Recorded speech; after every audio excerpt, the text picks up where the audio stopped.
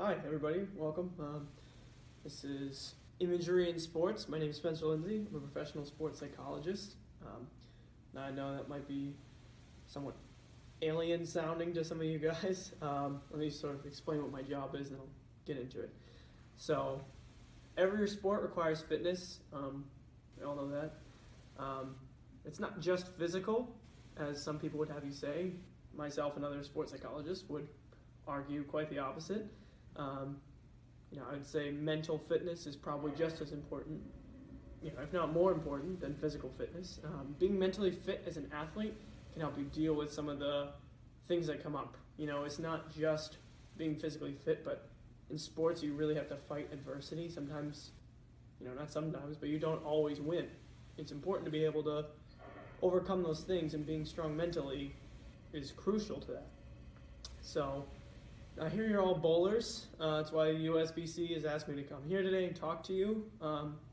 Because not only am I a sports psychologist, but I was also a bowler myself.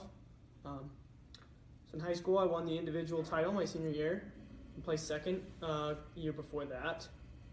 So I know what it's like in these kinds of situations, and I'm also hoping that I'll be able to give you more of a personalized approach, as I was a bowler myself. So bowling, like any other sport, requires focus, concentration, and mental strength in order to thrive, along with all the other physical aspects we all know. But bowling can be a pretty intense game, especially on your mind. So it's important to stay with it and be mentally fit, and that's what's going to make you a better bowler. So there's many facets of your mind that, if strengthened, are proven to help athletes such as yourselves to perform better. Some of these facets include improving your concentration, your self-confidence, your regulation of your intensity levels, using goal-setting techniques. All of these are really important, but I'm going to focus on the one, as I said before, called imagery. Other ways to call it are visualization, but we'll stick with imagery for now. And I think using imagery will be able to help you improve your game. So before I get into any specific skills, just want to let you know a little bit more about it. There's a lot of famous athletes, actually, that are outspoken on their own personal use of imagery. Imagery, as defined by Robert Weinberg and Daniel Gold, it's a process of creating and recreating an experience in the mind. The process involves recalling from memory pieces of information and shaping these pieces into meaningful images. So let's unpack that definition a little bit, just because it's a little wordy. No matter what sport you were playing when you were a kid, you probably imagine yourself in some kind of big situation. So for baseball players, it's the bottom of the ninth with 2 outs, bases loaded. Basketball, you're down by 2, you're taking a shot from the 3-point line with a second left on the clock, that kind of thing. So you're always imagining these kinds of situations. So believe it or not, you're using imagery.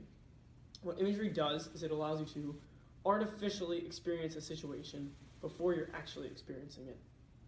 Does that make sense? So effectively using imagery is a lot more than just, imagining it's the bottom of the ninth, for example. Effective imagery is imagining every aspect of it so that when the situation does come, you've actually kind of mentally prepared yourself and mentally seen it before it's actually happened. You're feeling, what does the bat feel like in your hand? What's the crowd chanting as you're jumping for a 3-pointer? What's the guy in front of you smell like? He's probably really sweaty, These are all things that they're going to happen in real life. So imagining them when you're using imagery is important to actually making it a worthwhile experience. So you're using a lot of your senses. You're not just using a visual sense when you're using imagery. You're also using your auditory senses. Some cases you're using your olfactory senses. That's what I just said with smelling the guy in front of you. That's olfactory, is your sense of smell. So anyway, as I said, imagery can be very helpful in bowling. Bowling being an individual sport, you won't always have teammates to pick you up when you're down. Most of the time you don't have teammates to pick you up when you're down. Depends. Or help you get out of your head when you're in your head. So that's why it's important to be able to use a tool such as imagery to your advantage and use it effectively. Professional bowlers are actually really good advocates for using imagery techniques. And to prove that, here's a clip from my favorite professional bowler, Randy Peterson, talking about how he uses visualization to improve his game. And he also explains some areas of your game specifically that you can use imagery to your advantage. So here we go. Hi everybody, I'm Randy Peterson with Storm Bowling Products, and today we're going to be talking about a very important aspect of the mental game called visualization. Why is this important? Well, it helps with a number of things. It helps with pressure, it helps you stay focused, and it helps you keep your head in the game. What is visualization? Well, visualization is feeling and seeing and imagining certain things in your game, like ball motion, actually seeing the shape of the bowling ball as it's curving down the lane. Feeling, seeing your body motion, how many steps you're taking, the rhythm, the speed that your body is moving at. Feeling and visualizing all of these movements really helps to build a strong mental game. When do you do your visualization? Well, never when you're up on the approach. We don't want any thinking going on once we step up and we're ready to deliver the bowling ball. All the visualization starts before you pick up your ball. Try visualization. I promise it'll help make you a much better mental player and it'll improve your overall game. So, there you go. You just heard from a guy, professional bowler, who also agrees with me. He says imagery is effective, so I'm not just this crazy guy up here telling you to just imagine and you'll do better. Professional bowler agrees with me. So anytime you're bowling, and I mean not just in competition, I mean practice. And why do I say practice? Can anyone? No? Okay. I say practice because it's just like any other skill. You have to start thinking of mental skills as just like any other physical skill that you need to practice in order for it to be effective, right? In bowling, you're not going to go from a 4-step approach or a 5-step approach and just go to a 3-step, right? You're not just going to do that in a competition or in a match. If you think that you want to start doing it, you're going to practice it. You're going to get it until you feel like you have it down, and then you're going to get into it when you feel that you're ready, when you've practiced it enough. So you can't just hop into imagery in a competition. You need to have it practiced in order for it to be effective. So I want you to start doing it in any kind of bowling, any kind of situation, because we all know that there's hundreds of them.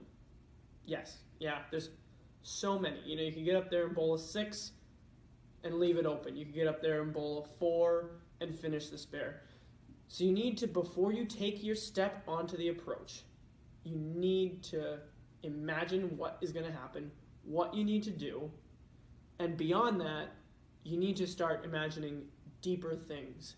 So what I mean by that is you need to start imagining taking this step onto the approach, walking up to the ball return, getting your ball, you have your towel, you're wiping it off. What's the smell of the oil, right? We all know how strong the oil smells. How heavy is the oil, right? You're imagining the feeling of the ball sliding on your hand. You're imagining, going up there, waiting for the ball to come through. You're trying to get the smell of the oil, the feel of the ball, the sounds, how loud it is in a bowling alley. You have to imagine those sounds, because if you're not imagining them, when you go to do it in real life, all of a sudden it's going to be something different that you haven't practiced before in your head. You're going to think of it as like a rehearsal, right? So in my head, I know that when I go up to bowl, there's probably going to be some kid's birthday party 4 lanes down, and they're going to be loud. So I have to imagine that in my head. And I have to imagine the sounds of all the pins knocking down and the pin setter moving. You have to prepare yourself for every situation by imagining every possible situation. So, those are some things you can visualize and then really get into it. You're visualizing the lane, right? You're seeing your mark. Maybe you're hitting the 3rd arrow. Maybe if you can really hook the ball, you're hitting the 2nd arrow. And if you throw straight, you're hitting the 4th. So you're seeing your mark. You're imagining yourself roll the ball. And let's just imagine a strike, yeah? And then if it's not a strike, we'll fix it. So you have to be able to use it in all cases. Sometimes you need to practice imagery. You're imagining your first throw, 2nd throw, maybe it's the 10th frame, you're on your 3rd throw. You have to imagine all situations, so that way you're prepared for all situations. So that way when you get to it in a competition, you get to it in a match, you've done it before, you've practiced it before. So all you really need to do is you need to practice it so that you're able to conquer it. So we're going to take a look at another video. So here we have Randy again. Can you see I'm a little bit of a fan? All right, so he ends up throwing his ball, doesn't get the strike. He leaves the 6 pin. So here we've got Randy picking up the 6, and there you have it. He picked it up. All right, so a fair question to ask is, why does this work? I know it seems a little far-fetched to just imagine you're going to do better and you're going to do better, but I'll get into that and explain why it does actually work. There's a couple theories as to why it does work. There's the psychoneuromuscular theory that hypothesizes that vividly imagined events innervates the muscles in a way that actually stimulates them the same way that physical practice does. There's a symbolic learning way which says that imagery works as a sort of coding system to help athletes become more familiar with certain movements. So what this means basically is that a way to learn skills is to become familiar with every aspect of what needs to happen to create that skill. And that involves imagery. So, if I want to kick a soccer ball, this is a terrible example, but if I want to kick a soccer ball and I imagine myself kicking the soccer ball, the act of imagining it helps me for when I go to kick the soccer ball to do it better. But again, why does it work? In my opinion, imagery works because it strengthens key skills needed to perform better in any sport, and it strengthens them before you do them. First and foremost, imagery will improve concentration. Imagining what you want to happen before you do it, you can prevent your mind from wandering, and you can stay focused with the task at hand. Imagery also improves your motivation and builds your confidence. By seeing the end results that you want in your mind, it motivates you more to try and create those results, to try and have a performance that would make those results possible. So most sports psychologists that, myself included, will agree that there are two huge keys to effective imagery. And I say effective because, me sitting on my couch at night thinking of, hoisting a trophy is not effective imagery. Effective imagery is a skill that needs to be practiced constantly, just like you would any other physical skill that goes along with your sport. So those two keys are vividness and controllability. Vividness in imagery is important because the more vivid your visualization is, the better the results tend to be. It's important to replicate as close as possible the actual experience in your mind. So you're not just thinking of kicking the soccer ball, but you're thinking of, the grass was freshly cut, so you can smell that. All those little details that are going to happen in real life. So here's some experience, here's some exercise I want you to practice to increase your vividness. Imagine you're home, right? Imagine you are sitting in your living room. Look around the table, take in all the details. What do you see? Notice the shape and the texture of the furniture. What sounds do you hear? Are you alone in the house? What's the temperature like? Is there movement in the air? Is there a breeze coming through the window? What does it smell like? In order for it to be effectively vivid, you need to use all of your senses, not just one of them, to try and make the most of it. Imagery, like any physical skill, like I said, requires practice. Practice, practice, practice. I know you hear this a ton of times because you're all athletes. Practice does make perfect. And in order to use imagery as a tool in your belt, so to speak, you need to practice it, just like you would anything else. Another exercise for increasing vividness in your visualizations would be to imagine a positive performance. Recall it as vividly as possible.